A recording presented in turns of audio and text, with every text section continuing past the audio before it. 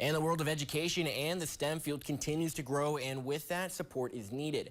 The Hermantown Talons robotics team invited the community out to check out what they're able to accomplish while holding a silent auction and craft fair.